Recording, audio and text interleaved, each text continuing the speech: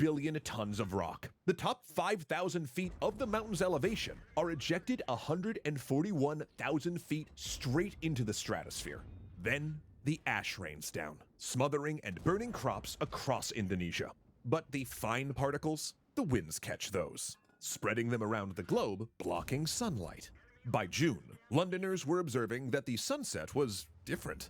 Beautiful pinks and purples above, with the horizon a deep red. They had no idea that they were about to experience the worst year of the Little Ice Age. The year without a summer. Even saying those words makes me feel a little bit freezing inside. It's a good thing I brewed up some warm and tasty coffee from Trade to cut through that cold.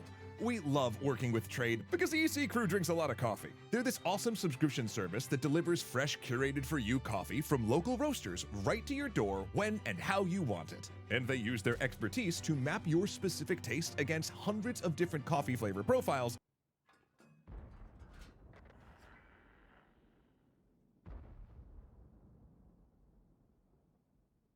Lake Geneva, Switzerland, July 1816. Lord Byron's breath mists the window as he looks out on the frozen lake. He traces his finger through it and then coughs. He's been hitting that opium pretty hard. They're supposed to be frolicking outside. Him is Dr. Polidori, his friend Shelley, and Shelley's wife Mary. But it's too cold for boating or hiking. A year without a summer. So instead, they're inside telling ghost stories. Polidori wrote some trash about a vampire, but Mary, she turned out a great tale. Frankenstein. Byron, meanwhile, mulls on the apocalypse. A Swiss doctor has written an article predicting that the sun is failing. Supposedly, people believing it have committed suicide, while others have gone into hysterics thinking that it's the end times. Byron puts pen to paper. I had a dream which was not at all a dream. The bright sun was extinguished and the stars did wander darkling in the eternal space. Rayless and pathless, the icy earth swung blind and blackened in the moonless air.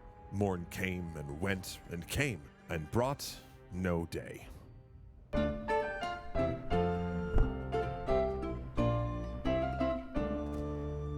Thanks so much to Incogni for helping to keep people's personal data personal.